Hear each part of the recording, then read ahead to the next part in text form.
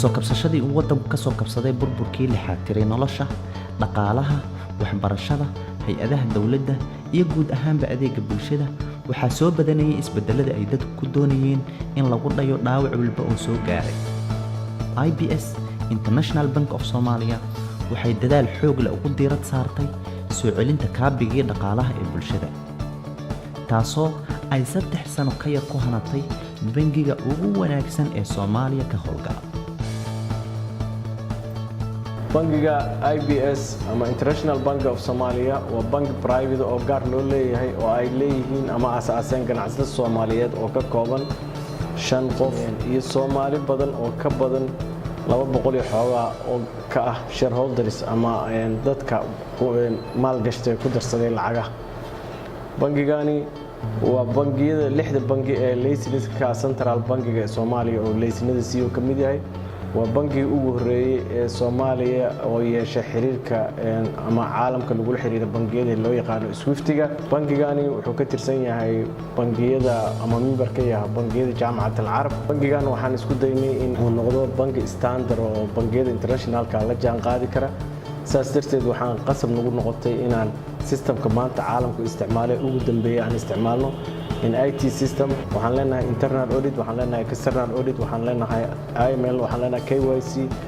oo systemka oo qofka bangi maanta international oo isticmaalno. ujeedadeenu waxay ahayd investorska caalamka inay Soomaaliya maal gashtaan, marka si taas loo helo waa inuu noqdo bangi standard oo la jaan qaadi kara ayaga. بسم الله الرحمن الرحيم والصلاة والسلام على أشرف المرسلين. International Bank of Somalia tadweynaha albaabku wuxuu u furay bishii 10aad 2014 ilaa hadda bangigu wuxuu furan yahay ugu dhawaan wax sax 3 sano gaarayo. International Bank of Somalia wuxuu magaca internationalka oo ku qaatay wuxuu rajo weyn ama ahdaaftiisu ay ka mid ahayd anoo bangiyada adduunka la tartamo oo kula tartamo fulinta regulationka iyo shuruucda internationalka standardka oo bangiyada adduunka ka dhaxeeyo, taasoo bangiga u fududeynayso inuu noqdo bangi oo credible ah ama oo la aamini karo oo reliable ah.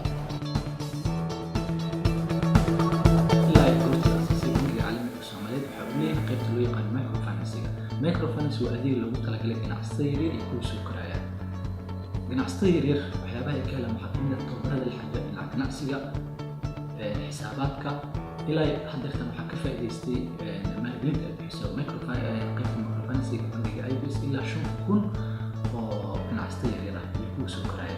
waxaan kula awood u leenahay inaan intaas iyo in ka badan aan ka taageerno horumarinta ganacsigooda.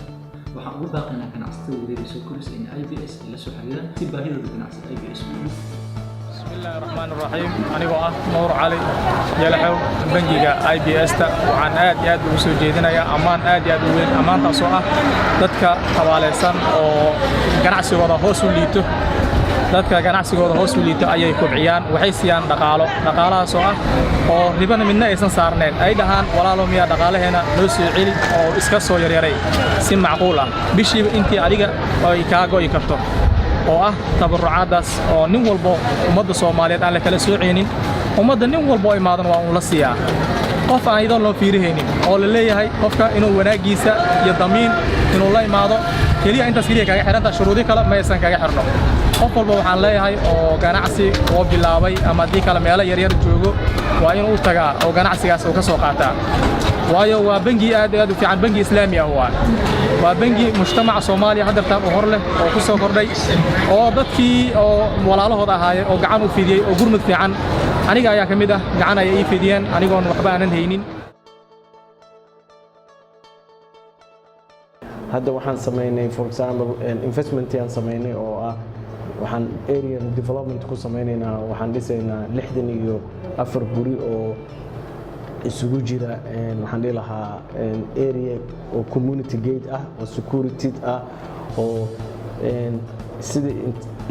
international standardka dadku ku noolaadaan oo kale loo sameeyay. guryahaas wuxuu ka kooban yahay mid 2 dabaqa iyo mid 1 dabaqa. mid waxaan dhihi villa caadiga, villada caadiga waa $90,000 qiimaha aan gadayno hadda. kan 2 dabaqana waa $145,000. qof walba wuu soo arki karaa. wax ka duwan magaalada ay noqon doontaa markay dhammaato hawshaasi. hawl muhiim ah oo aan ayadana bulshada u hayno waaye. International Bank of Somalia wuxuu leeyahay 7 branch oo magaalada Muqdisho meelaha ugu muhiimsan magaalada xaruntiisu waxay ku taalaa xaafadda Xamarweyne waxaan dhihi lahaa xarumaha kale waxay ku kala yaalaan Bakaaraha Suuq Bacaad waxaan dhihi lahaa Trebiano Safari Hotel airportka dekeda waxaan rabnaa inaan u gudubno insha Allah taala sanadka soo socda dhammaan maamul goboleedyada wadanka ka jira oo aan ku fidin Some Interior Home and Office Solution CHOS waxaan ka mid ahay macaamiisha International Bank of Somalia IBS iyadoo maaragtay markii ay kusoo biirtay wadanka ama laga hirgeliyay bangigan caalamiga ah waxyaabahan ka faa'iidnay waxaa ka mid ah in bangiga dhigano maaragtay lacagaheena ama wax kala waxa loo yaqaan depositka in bangiga sidoo kale lacagaheena kala baxno oo withdrawal ku samaysano taasoo markii wadanka laga hirgeliyay ay noo noqotay faa'iido aad iyo aad u weyn leanna maxaa yeelay bangiga wuxuu leeyahay procedure oo caalami ah taasoo faa'iido weyn noo noqotay shirkad ahaan sidoo kale bangiga waxyaabaha ka faa'iidna waxaa ka mid ah in lacagan laga soo diri karo outside-ka annagana maaragtay aan ku diri karno lacagahaas iyadoo si hufan iyo si transparent ah ay wax walba ay maaragtay yihiin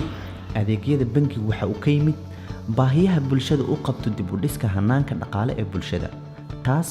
uu bangigu go'aansaday inuu baahiyahaas u bedelo adeegyo ay dadku dareemaan nicawdiisa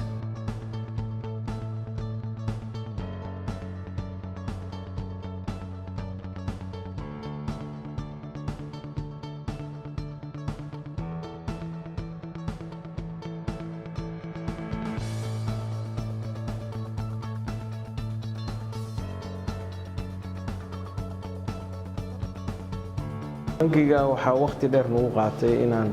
helno adeegyada internationalka international online lagu soo galo dadka dibadaha jooga si u isticmaalaan online-ka alxamdulillah hadda waa ku guuleysanay waa diyaar online-kii dadka dibadda jooga way isticmaali karaan qofku isagoo wadankiisa jooga qofku rabo Soomaali jooga lacag u diri karaa ama isaga account ku leeyahay IBS isu diri karaa lacag hataa isagoo meeshiisa jooga sida bangiyada caalamku ay u shaqeeyaan oo kala u shaqeynaa standardka aan ilaalinay iyo guusha aan bangiga ka gaarnay waxay gaartay inaan muddo 2 sano iyo 8 bilood anagoo marayna aan noqono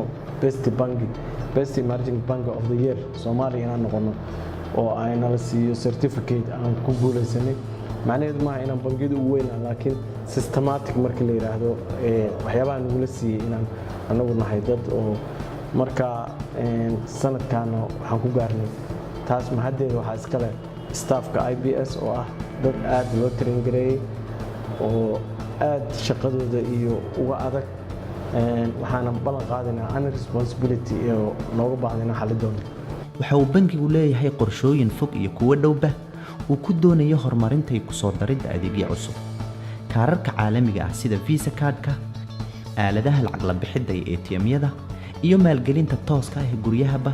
waa adeegyo uu bangigu ku doonayo inuu ku soo biiriyo adeegyadii hore uu bulshadu u hayay International Bank of Somalia wuxuu idinku casuumaa qof kasta oo Soomaaliya ama ajnabi raba inuu wadanka dib ugu soo laabto oo investment samaysto inuu ka caawiyo informationka uu baahan yahay iyo businesska oo ka shaqeynaya inuu ka caawiyo waxaan leenahay wadanka haddaan la wada dhisin oo dib loogu soo noqon oo qof walba aysan responsibility-giisa qaadan annaguna wax ma qabsan karno cid wax noo qabanaysana malaha marka qof kastoo Soomaaliya waxaan ka codsanayaa inuu wadankiisa ku soo noqdo annaga diyaar waa inaan caawino la shaqeyno wuxuu rabo businesska ka caawino iyo sharciyada iyo meesha loo maraa iyo oo ku samaysto xaafadaha hadda security wise oo insha Allah magaaladu way soo fiicnaanaysaa maalinta ka dambaysa dawlad cusub ah hadda dhalatay oo rabno inay la jaan qaado sharciyada internationalka loogu talagalay finance-ga ama maalgashiga shisheeye oo dhan baa la ansixin doonaa sida ugu dhaqsaha badan haddii sharciyadaas ay dhamaadaan ha noqon qofka ugu dambeeya yimaado waxaan rajeynayaa inaan noqotin qofka ugu horeeya yimaado waa mahadsantiin